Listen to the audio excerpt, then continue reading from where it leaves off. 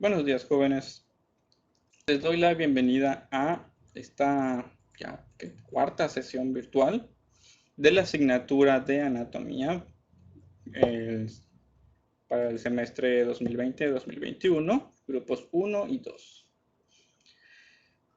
Antes de empezar con el tema, un aviso rápido. El miércoles, sí, miércoles me parece, ¿no? Vamos a tener una sesión de Zoom a través de la plataforma Google Classroom. Entonces, les pido que por favor estén pendientes del aviso que se va a poner en Google Classroom. No, perdón, no, la sesión no va a ser en la plataforma Google Classroom, pero va a ser una sesión de Zoom nada más, ¿okay? En vivo, que vamos a utilizar para integrar los aprendizajes que tenemos hasta el momento y para que ustedes puedan expresar cualquier duda que puedan tener, ya sea de las tareas o de los temas. Para eso va a ser la sesión. Y les voy a poner el aviso tanto en el blog como en el Google Classroom, poniéndoles el horario y el link de invitación para que ustedes puedan acceder a la sesión, ¿de acuerdo?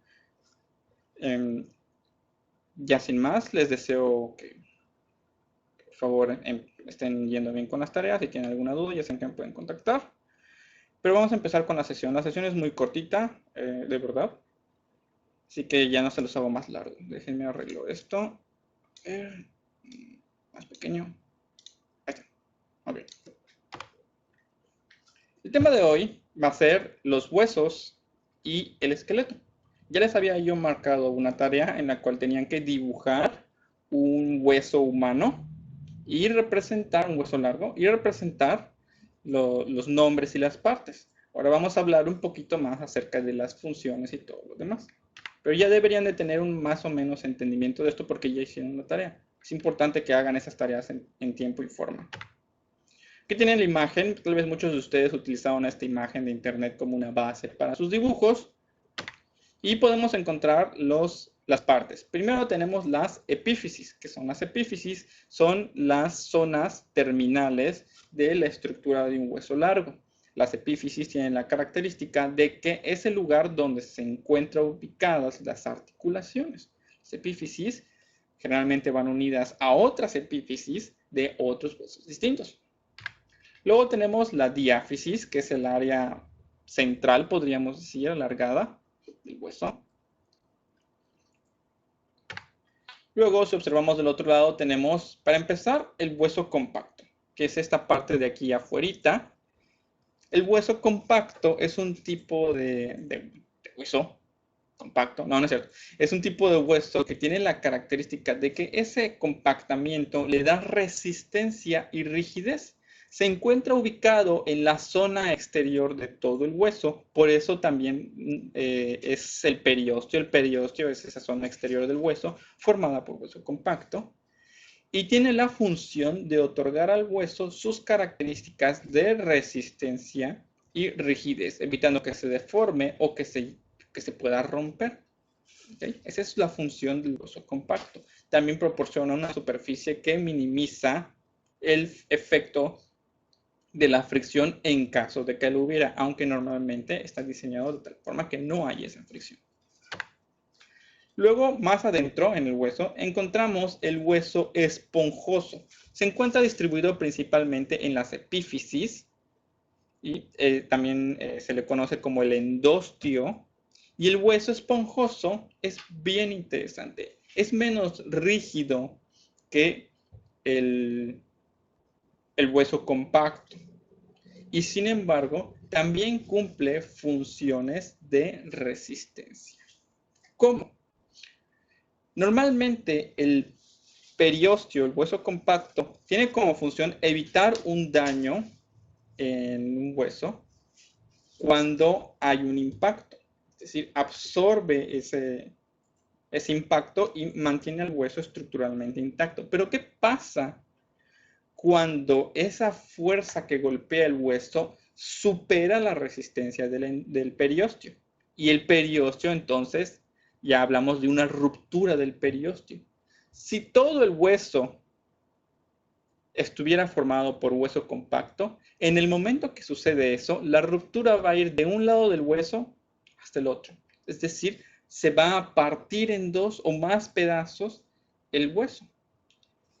entra entonces el hueso esponjoso. El hueso esponjoso, al tener esa característica de absorbencia, puede hasta cierto punto cambiar de forma y luego regresar a su forma previa, detiene una potencial fractura, de tal manera que cuando se supera la fuerza que puede resistir el periósteo, el hueso compacto, se inicia una fractura, pero al llegar al hueso esponjoso se detiene, evitando que el hueso se parta por completo. Por supuesto, si te están atropellando, te caes desde el tercer piso de un lugar, bueno, pues no hay manera de evitar que se rompa. Hay una resistencia límite que puede percibir el hueso, pero esa es la función del hueso esponjoso.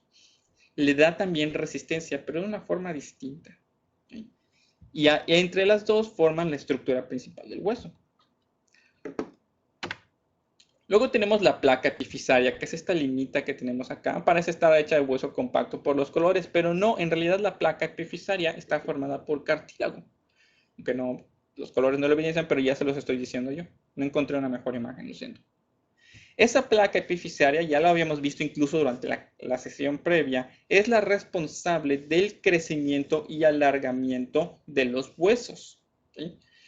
Conforme vamos creciendo, las placas epifisarias se van reduciendo, se van reduciendo, se van reduciendo, se van convirtiendo en hueso, hasta que finalmente, cuando ya alcanzamos un estado de adultez joven, dependiendo de nuestro sexo, es diferente la edad, pero podemos hablar de 23 o 24 años, ya las placas epifisarias se pierden por completo y ya solamente hay hueso compacto y hueso esponjoso. Entonces, esa placa epifisaria es la del crecimiento.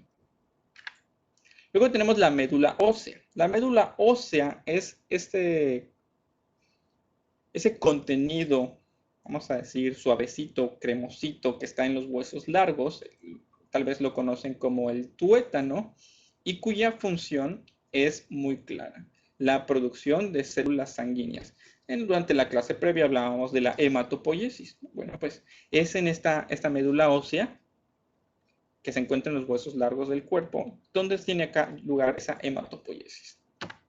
Tenemos además estos vasos sanguíneos, los cuales entran al hueso a través del asa nutricia, aunque aquí no está representada, pero es un agujerito que hay en el hueso.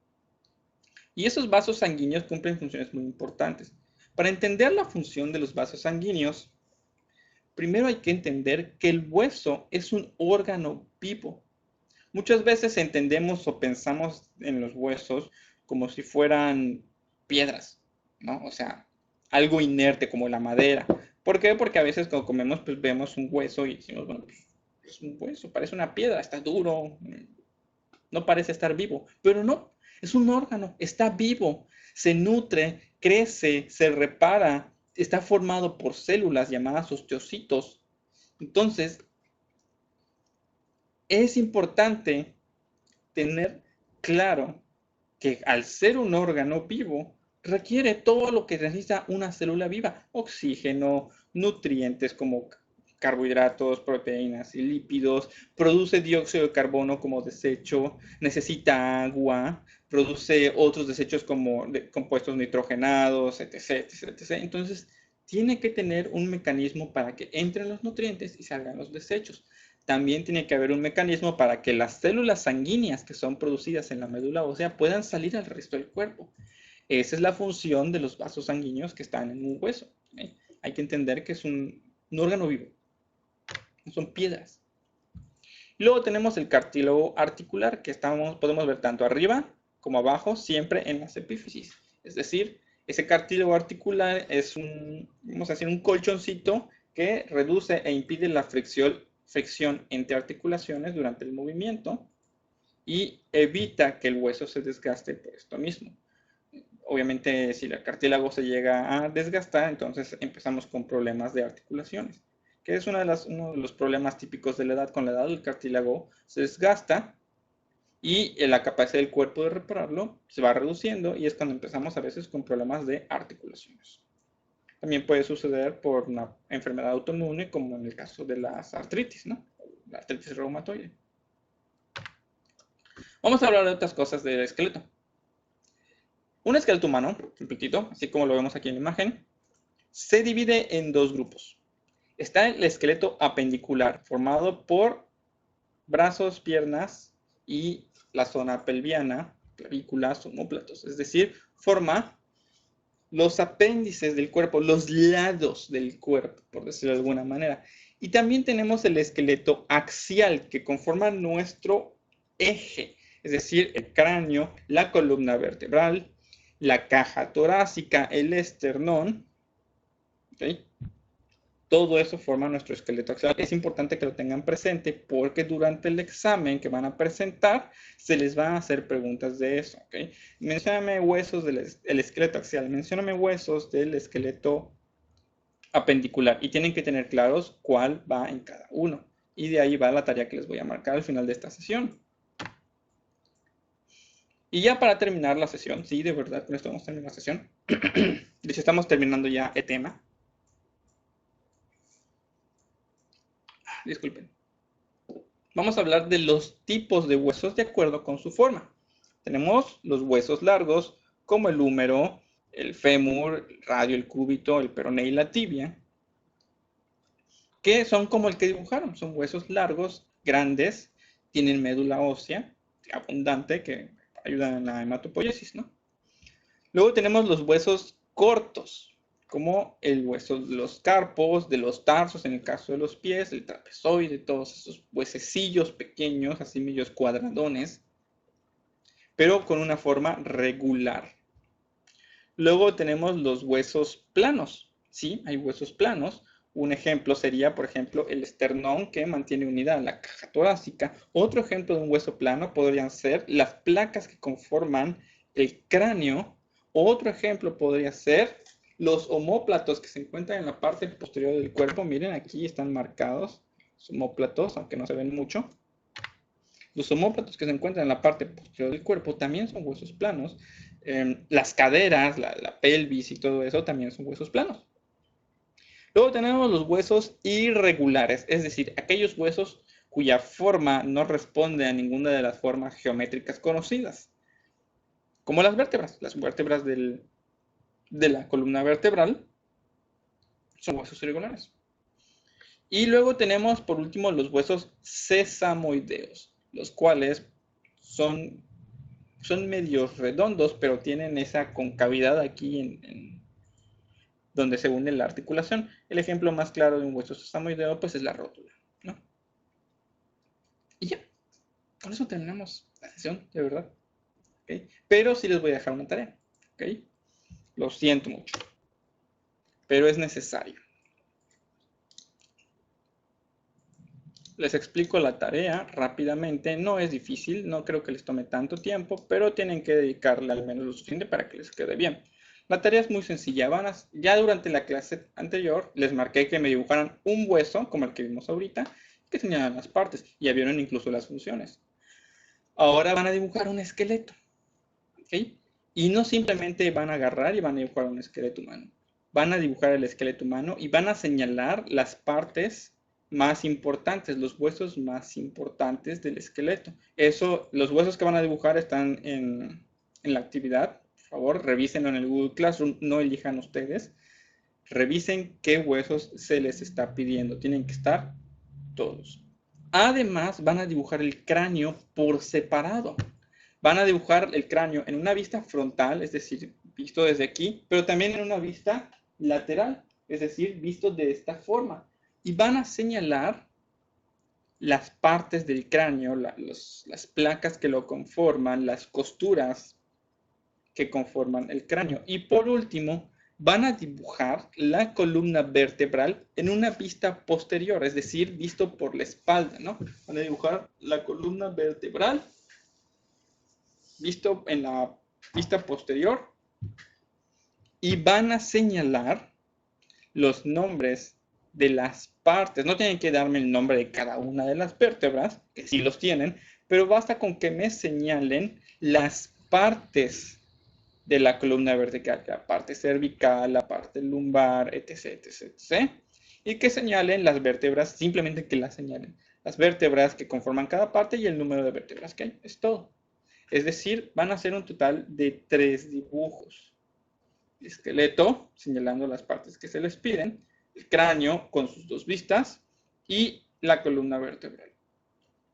Van a tener que utilizar como mínimo 3 páginas en blanco o de libreta.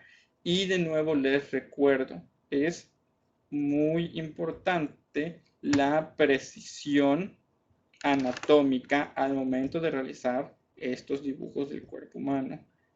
Una vez más les repito, eviten hacer dibujos caricaturizados o demasiado minimalistas. Tal vez a algunos de ustedes les cueste trabajo, pero por algún lugar tienen que empezar. ¿De acuerdo? Muy bien, ya sin nada más que decirles, les recuerdo de la sesión virtual del miércoles, tanto la de Zoom como la normal que voy a subir en mi video. Les recuerdo la tarea también. Para la sesión de Zoom, les recuerdo que tienen que traer su uniforme, estar bien peinados, etc. Hay reglas. Esas reglas están publicadas desde el primer día de clases. Si no las has leído, por favor, asegúrate de leerlas antes de presentarte la sesión, porque es muy importante el seguir estas reglas. Si no las sigues, pues me puedo ver en la penosa necesidad de sancionarlos y tampoco quiero que lleguemos a eso y no hay necesidad, ¿de acuerdo? Entonces, eso sería todo por el día de hoy. Que tengan un excelente día, un feliz inicio de semana. Nos vemos en la siguiente sesión.